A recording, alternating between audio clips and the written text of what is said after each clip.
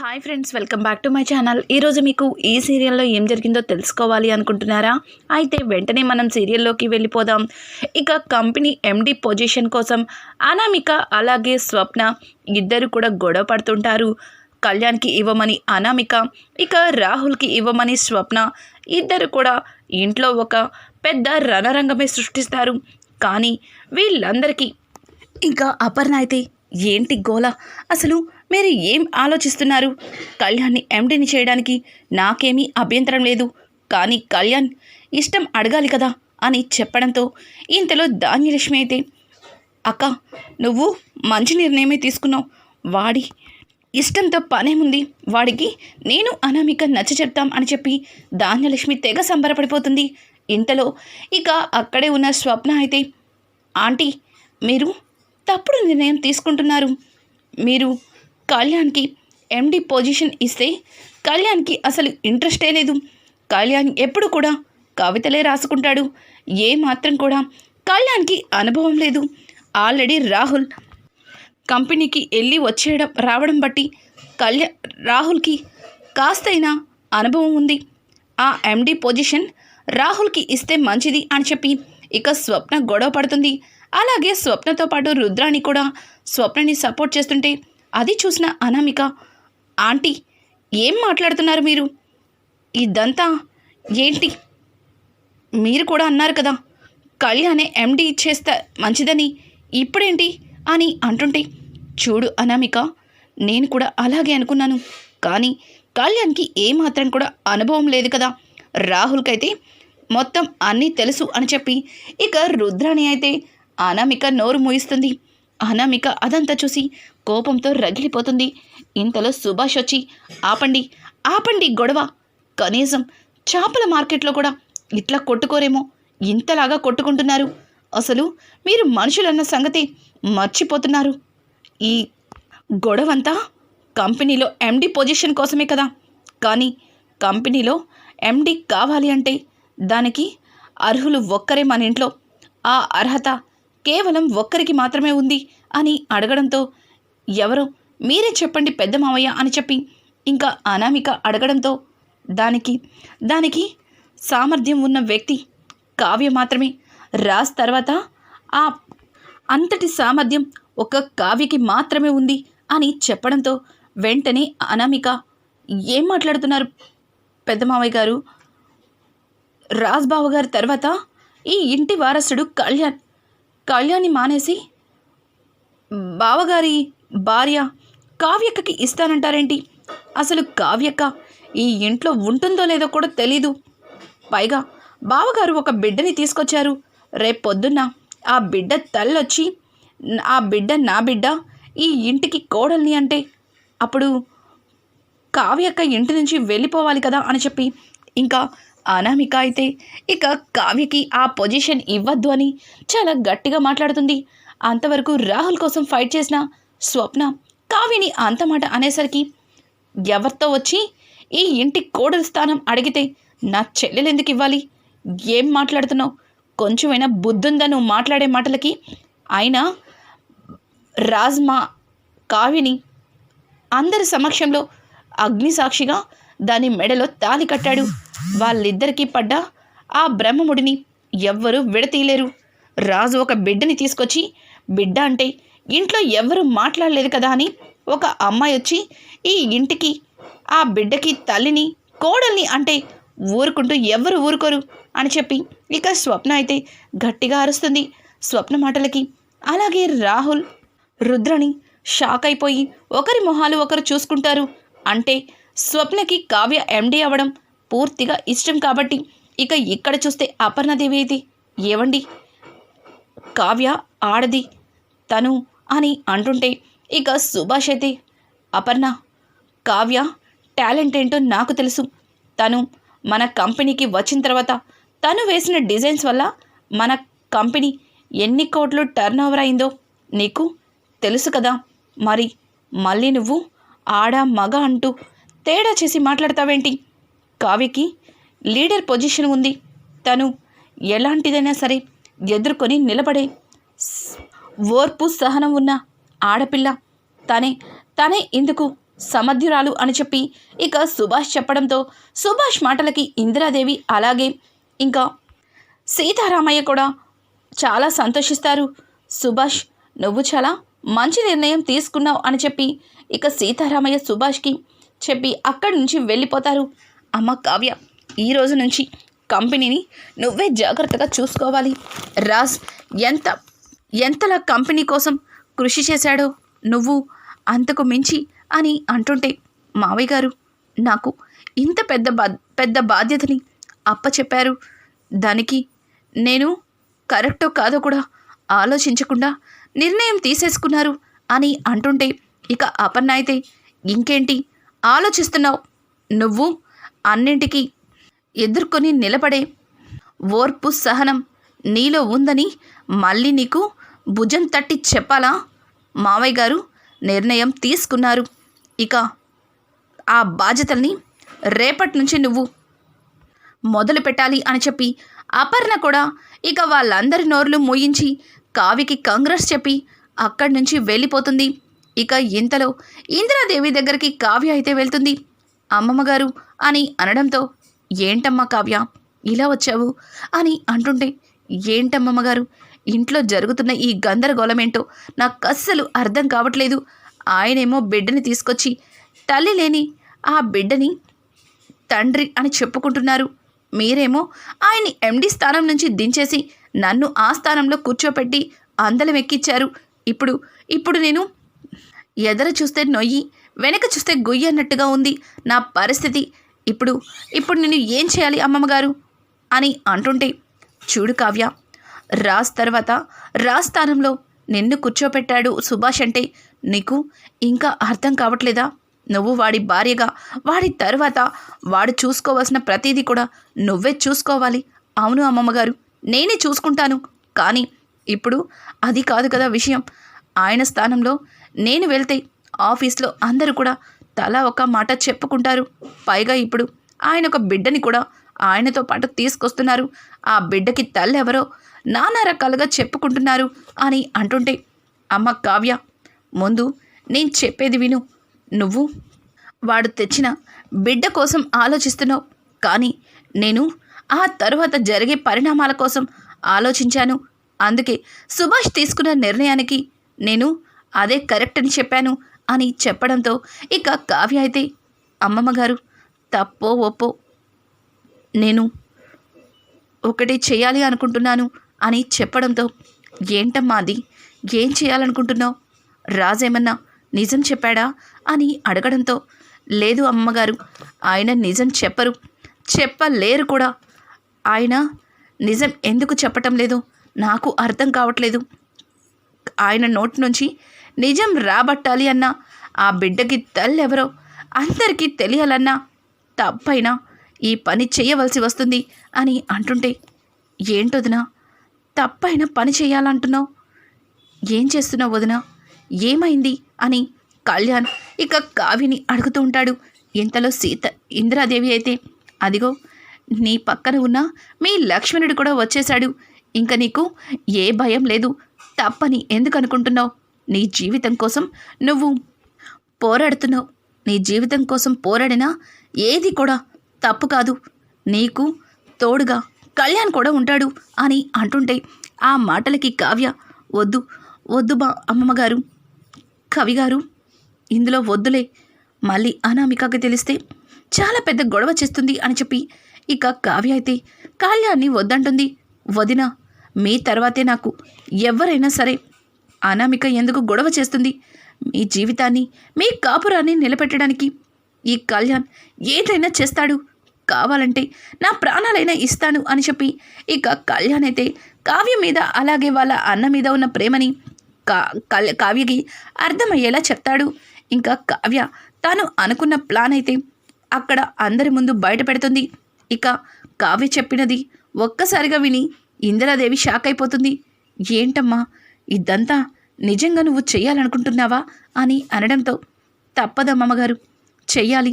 ఇలా చేస్తేనే కానీ ఆయన ఆ బిడ్డ తల్లెవరన్నది బయటపడదు అని చెప్పడంతో ఇక కళ్యాణ్ అయితే, వదిన, మనం అప్పు సహాయం కూడా తీసుకుంటే మంచిదేమో. ఎందుకంటే అప్పు ఇటువంటి దానిలో చాలా పర్ఫెక్ట్గా ఉంటుంది అని చెప్పడంతో నేను ఆల్రెడీ అప్పుకి ఫోన్ చేసి చెప్పాను. అది అన్ని ఏర్పాట్లు సిద్ధం చేసుకుంది. ఇక మనం కూడా అనుకున్నట్టుగానే ఈ ప్లాన్ని సక్సెస్ చేయాలి అని చెప్పి ఇక కావ్య అయితే కళ్యాణ్తో చెప్తుంది. అలాగే రాజ్ బాబుని తీసుకుని గార్డెన్లో అటు ఇటు తిరుగుతూ ఫోన్ మాట్లాడుతూ ఉంటాడు. కావ్య కళ్యాణ్ ఇద్దరు కూడా దొంగచాటుగా రాజ్ ఏం చేస్తున్నాడని చూడటంతో రాజ్ గార్డెన్లో బాబుని వాకర్లో వేసి అటు ఇటు తిప్పుతూ ఫోన్ మాట్లాడుతుంటాడు. కవిగారు, అదిగోండి మీ అన్నయ్య బాబు అక్కడే ఉన్నారు. ఇప్పుడు మనం అనుకున్నట్టుగా అప్పుకి ఫోన్ చేయాలి అని చెప్పడంతో వదిన ఇప్పుడే నేను అప్పుకి ఫోన్ చేస్తాను అని చెప్పి ఇంకా కళ్యాణ్ అయితే అప్పుకి ఫోన్ చేస్తాడు. అప్పు, ఏంద్రబాయ్ ఇప్పుడు ఫోన్ చేసావు అని అంటుంటే, ఏయ్ నేను నీతో మాట్లాడడానికి కాదు, ఇప్పుడు మీ కావ్యక్క చెప్పినట్లు నువ్వెక్కడున్నావు అని అంటుంటే, నేను మీ గేటు బయటే ఉన్నాను, నా దోస్తుగాడు కూడా ఇక్కడే ఉన్నాడు, ఇంతకీ బావ ఎక్కడున్నాడు అని అడగడంతో అన్నయ్య గార్డెన్లో ఉన్నాడు, అన్నయ్య ఫోన్ మాట్లాడుతున్నాడు, ఇదే మంచి అవకాశం, ఇప్పుడే నువ్వు బాబుని తీసుకెళ్ళచ్చు అని చెప్పడంతో ఇక రాజైతే బాబుని ఒక ప్లేస్లో వదిలి కొంచెం దూరంగా నుంచుని ఫోన్ మాట్లాడుతూ ఉంటాడు. అలా ఫోన్ మాట్లాడడంతో వెంటనే అప్పు అలాగే వాళ్ళ ఫ్రెండ్ ఇద్దరు కూడా మొహానికి మంకీ క్యాప్లు వేసుకుని దొంగచటుగా బాబుని ఎత్తుకుని అక్కడి నుంచి వెళ్ళిపోతారు. అలా వెళ్ళిపోవడంతో వెంటనే అదే టైంలో కావ్య కాఫీ తీసుకుని రాజ్ దగ్గరికైతే వస్తుంది. ఇంకా రాజ్ ఫోన్ మాట్లాడుకుంటూ ఉండగా పూర్తిగా బాబుని అక్కడి నుంచి తీసుకు వెళ్ళిపోవడం చూసి ఇక పట్టుకోలేని పరిస్థితుల్లో కావ్య, ఏవండి బాబు బాబు అని గట్టిగా అరవడంతో వెంటనే రాజ్ తన చేతిలో ఉన్న మొబైల్ని కింద వదిలేసి ఇంకా బాబు కోసం పరిగెడతాడు. అప్పటికే బాబుని అక్కడి నుంచి వాళ్ళు ఎత్తుకుపోతారు. ఏవండి బాబుని ఎవరండి వాళ్ళు కిడ్నాప్ చేశారు అని అడగడంతో వెంటనే రాజ్ కార్ తీస్తాడు. కార్ తీస్తే కార్ ఎప్పటికీ కూడా స్టార్ట్ అవ్వదు. ఎందుకంటే కార్ స్టార్ట్ అవ్వకుండా కార్ ట్రబుల్ ఇచ్చేలా కళ్యాణ్ కావ్య ముందుగానే దాన్ని పాడు చేశారు కాబట్టి ఆ కార్ స్టార్ట్ అవ్వదు. ఇక రాజ్కి ఏమీ అర్థం కాదు. ఆటి వెనక పరిగెట్టినా సరే వాళ్ళు చేతికి దొరకకుండా తప్పించుకొని బాబుని తీసుకుని వెళ్ళిపోతారు. ఇంకా రాజ్ అయితే రాస్కెల్స్ ఇప్పుడే చెప్తా వీళ్ళ పని అని చెప్పి రాజ్ ఇక అక్కడే ఉన్న ఒక బైక్ని తీస్తాడు. కానీ ఎంత ప్రయత్నించినా బాబు ఇక రాజ్కి అస్సలు దొరకడు. వాళ్ళు బాబుని రాజ్కి అందకుండా దూరంగా తీసుకెళ్ళిపోతారు. ఇక బాబుని దూరంగా కనకం ఇంటికైతే తీసుకొస్తారు. ఒక్కసారిగా బాబుని చూసిన కనకం షాక్ అయిపోతుంది. అప్పు, ఏంటే ఈ బాబుని తీసుకొచ్చావు? ఈ బాబు అదే అల్లుడు గారారో తీసుకొచ్చిన బాబులా ఉంది అని అంటుంటే, అవును ఆ బాబే అని అంటుంటే, ఏంటి మరి ఇక్కడికి ఎందుకు తీసుకొచ్చావు? పైగా నీ అవతారం ఏంటి? ఈ బంటిగాడేంటి? అసలు ఏమైందే మీకు అని అనడంతో ఇక జరిగిందంతా కూడా అప్పు కనకానికి చెప్తుంది. అమ్మా, అక్క, ఈ బాబు తల్లి ఎవరో తెలుసుకోవాలంటే ఈ బాబుని కొద్ది రోజులు మన ఇంట్లోనే దాచిపెట్టమని చెప్పింది. ఈ బాబు నువ్వే మరి జాగ్రత్తగా చూసుకోవాలి. కనీసం చుట్టుపక్కలున్న అమ్మలక్కలకు కూడా ఈ నిజం తెలియకూడదు. ముఖ్యంగా నాన్నేమంటాడో అని అనడంతో వెంటనే కృష్ణమూర్తి వెనక నుంచి, కనకం, నేనేమంటాను? నా కూతురి కాపురం కోసం ఏదైనా చేస్తాను అంటాను. ఇక నుంచి ఆ బిడ్డని మనిద్దరం జాగ్రత్తగా చూసుకోవాలి అని చెప్పి కనకం కృష్ణమూర్తి ఇద్దరికీ కూడా తోడుగా అప్పు కూడా అవును బాబుని జాగ్రత్తగా చూసుకోవాలని ముగ్గురు కూడా చెయ్యి కలిపి ఆ బాబుని జాగ్రత్తగా చూసుకోవడం మొదలు పెడతారు. ఇక ఇక్కడ రాజ్ బాబు దొరక్క ఇక బాబుని ఎవరెత్తుకెళ్లారో తెలియక చాలా కోపంగా ఇంటికైతే తిరిగి వస్తాడు. ఏమీ తెలియనట్టుగా కావ్య, ఏవండి బాబు ఏమయ్యాడండి? ఎవరెత్తుకుపోయారు? అయినా మీరు అంత పరధ్యానంగా బాబుని వదిలేసి ఇలాగైనా ఉండేది? ఏ తల్లికి అందో మీ బిడ్డని ఇక్కడికి తీసుకొచ్చారు. కనీసం ఆ బిడ్డని ఇలా పట్టించుకోకుండా వదిలేశారు. మీరేం కన్న తండ్రండి అని చెప్పి ఇంకా కావ్య అయితే కాస్త బాధగా రాజ్ని నిలదీస్తుంది. రాజ్ అయితే కావ్యని చూస్తూ చాలా ఆశ్చర్యపోతాడు. ఎందుకంటే అసలు ఆ బిడ్డ కోసం ఇంట్లో ఎంత గొడవ చేస్తున్నా కావ్య మాత్రం ఆ బిడ్డ మీద తన ప్రేమని పెంచుకోవడం రాజ్ని ఆశ్చర్యాన్ని కలిగిస్తుంది. ఇంతలో రుద్రాణి అయితే ఏంటి, బాబు కిడ్నాప్ అయ్యాడా? అసలు బాబుని కిడ్నాప్ చేయాల్సిన అవసరం ఎవరికుంది అని అనడంతో ఇంతలో అనామిక, ఇంకెవరికి ఉంటుంది, బాబుని కిడ్నాప్ చేసి ఎలాగో బావగారు దుగ్గిరాల కుటుంబ వారసుడని అందరికీ తెలుసు. పైగా బావగారి కొడుకంటే ఇక ఆ కొడుక్కి ఎట్లాంటి వాల్యూ ఉంటుందో తెలియందేముంది. బిడ్డని కిడ్నాప్ చేసి డబ్బులు గుంజుదామని ఎవరో రౌడీలు వేసిన ఎత్తు అని చెప్పి ఇక అనామిక అంటుంది. అనామిక మాటలకి అంత ధైర్యం ఎవరికుంది, మనం ఇక్కడుండగా అని చెప్పి రాహుల్ అయితే రుద్రానితో అంటుంటే, రే నోర్ముయిరా, ఏమన్నా మాట్లాడితే అది చేసింది మనమే అని రాజ్ మన మీద విరుచుకుపడచ్చు. అస్సలు ఎక్కడ ఏం మాట్లాడాలో నీకు అసలు ఏమీ తెలీదు అని అంటుండగానే స్వప్న, అదేంటి దొంగలు ఇంట్లో ఉంటే బిడ్డ కిడ్నాప్ అవ్వడం ఏంటి అని చెప్పి స్వప్న రాహుల్ రుద్రాని వైపు చూస్తూ అంటుంది. స్వప్న, ఏం మాట్లాడుతున్నావు? ఏదో ఎప్పుడో తప్పు చేశామని ఎప్పుడు అదే చేస్తామా అని చెప్పి రుద్రాని స్వప్న మీద అరుస్తుంది. ఎందుకత్తా అంత కోపం? నేనేదో జస్ట్ నార్మల్గా అన్నాను. ఎలాగో మీకు కూడా ఇటువంటి పనులే అలవాటు కదా అని చెప్పి ఇక స్వప్న అంటుంది. ఇంతలో అపర్ణ ధాన్యలక్ష్మి ఇద్దరు ఒకేసారి వస్తారు. ధాన్యలక్ష్మి అయితే పీడ పోయింది, బిడ్డని ఎలాగో రాజ్ వదలనంటున్నాడు, కానీ ఈ రకంగా బిడ్డ వదిలించుకోవడం నాకు చాలా మంచిదైంది, పోతే పోయింది, సైలెంట్గా ఊరుకోండి అని అంటుంటే, పిన్ని ఏం మాట్లాడుతున్నారు? మీరేనా ఇలా మాట్లాడేది? అసలు మీకు కొంచెమైనా మానవత్వం లేదా? ఒక్కప్పుడు నన్ను కళావతి విషయంలో నేను తప్పు చేస్తున్నానని మీరు ఎన్నోసార్లు నన్ను ఎన్నో మాటలు అన్నారు, కానీ ఈరోజు ఒక పసివాడి గురించి ఇంత నీచంగా ఆలోచిస్తారని, ఇలా మాట్లాడతారని అస్సలు ఊహించలేదు అని చెప్పి రాజైతే ఇక అపర్ణ మీద విరుచుకుపడతాడు. ఇంతలో కావ్య, చిన్నత్తయ్య, ఏంట మాటలు? తప్పు చేసింది మీ అబ్బాయి, ఇప్పుడు పసివాడి మీద నిందలు వేస్తున్నారు. నోరు తెలియని ఆ బిడ్డ ఏం చేస్తాడు చెప్పండి? ఎందుకు ఆయన మనసుని బాధ పెడుతున్నారు అని చెప్పి కావ్య అయితే ఇక రాజ్ని అంటుంది. ఇలా రాజ్ ఉదయాన్నే పోలీసులకి ఫోన్ చేసి బిడ్డ గురించి అలాగే బిడ్డ ఇన్ఫామ్ అంతా పోలీసులకి చెప్తాడు.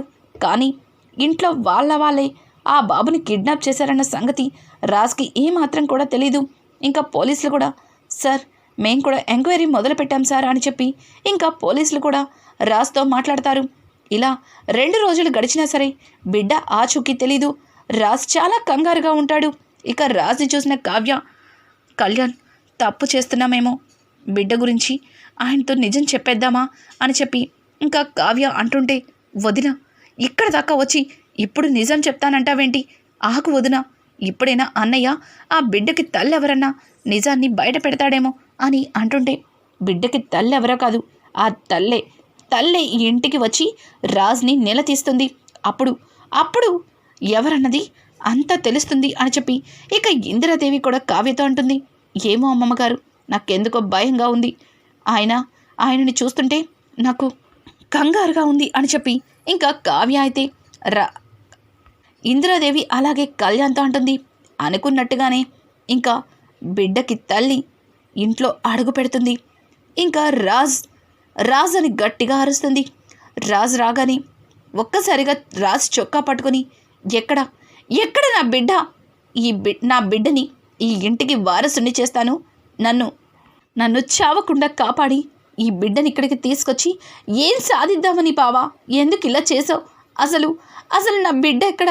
నా బిడ్డని నా నుంచి దూరం చేసావు. ఇంట్లో అందరికీ దగ్గర చేస్తానన్నావు, అందరికీ అర్థమయ్యేలా చెప్తానన్నావు. నువ్వు దోషివయ్యావు, నీతో పాటు నా బిడ్డని కూడా దోషిని చేసావు. చివరికి నా బిడ్డే లేకుండా చేసేసావు.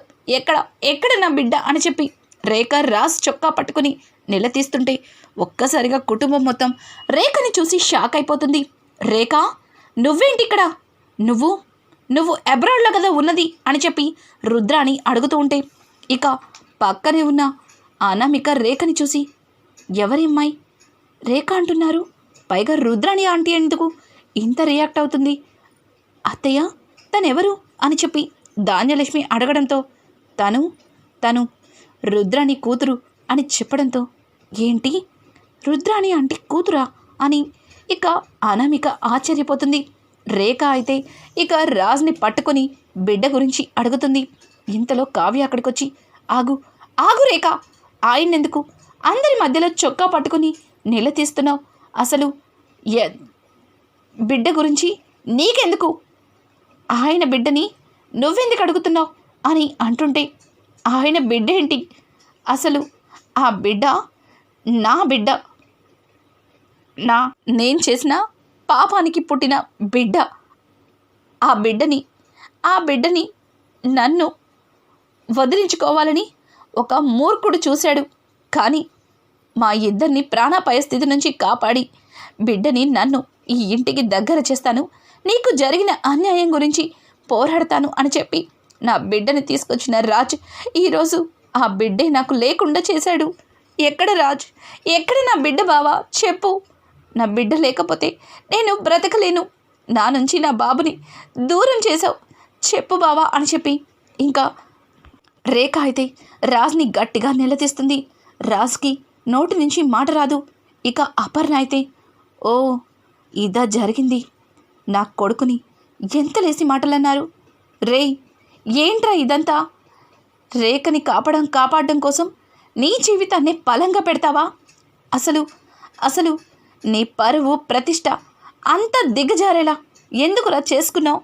అసలు ఏం జరిగిందో చెప్పండి అని చెప్పి అపర్ణ గట్టిగా అడగడంతో ఇక కావ్య కూడా, ఏవండి రేఖ ఏం చెప్తుంది, అసలు ఏం జరిగిందో చెప్తారా లేదా అని అడగడంతో ఇక రాజ్ అయితే, రేఖ ఒకరిని ప్రేమించి చాలా ఘోరంగా మోసపోయింది. పెళ్ళి కాకుండానే ఒక బిడ్డకి తల్లయింది. పైగా ఆ బిడ్డని తల్లిని వాడు పూర్తిగా వదిలించుకోవాలని చూస్తున్నాడు. అందుకే రేఖ జీవితాన్ని నిలబెట్టడం కోసం రేఖని అలాగే రేఖ బిడ్డని ఈ కుటుంబానికి దగ్గర చేయడం కోసం నేను ఆడిన చిన్న నాటకం. కానీ ఇందులో నేనే విలన్ అయిపోతానని అస్సలు ఊహించలేదు అని చెప్పి ఇక రాజ్ జరిగిందంతా కూడా చెప్తాడు. ఇప్పుడైనా నిజం చెప్పారు. బిడ్డ ఎక్కడికి పోలేదు, బిడ్డ నా దగ్గరే ఉంది. ఇదంతా తెలుసుకోవాలని నేను ఆడిన నాటకం అని చెప్పి కావ్య ఇక బాబుని అప్పు ద్వారా ఫోన్ చేసి అక్కడ ఇంటికి రప్పిస్తుంది. బిడ్డని చూసిన రేఖ చాలా ప్రేమగా బిడ్డని ఎత్తుకొని ముద్దులాడుతుంది. ఇక రాజ్ అయితే, ఎందుకు ఇలా చేసావు అని అడగడంతో, మీరెందుకు నిజం దాచిపెట్టారు, మరి మీరెందుకు ఇలా చేశారు అని చెప్పి కావ్య కూడా రాజ్ని నిలదీస్తుంది. ఇక కావ్య వేసిన ప్లాన్లో బిడ్డని కిడ్నాప్ చేయడంతో నిజం తెలుసుకున్న కుటుంబం చాలా సంతోషిస్తుంది. అలాగే రేఖని కుటుంబం హక్కున చేర్చుకుంటుంది. ఇక రుద్రాని నోటి నుంచి అయితే మాట కూడా రాదు. రానున్న ఎపిసోడ్స్ మరింత ఇంట్రెస్టింగ్గా మారబోతున్నాయి. ఈ వీడియో మీకు నచ్చినట్టయితే లైక్ చేసి సబ్స్క్రైబ్ చేసుకోవడం మాత్రం మర్చిపోకండి. Thanks for watching. Hi friends, welcome back to my channel. ఈరోజు మీకు ఈ సీరియల్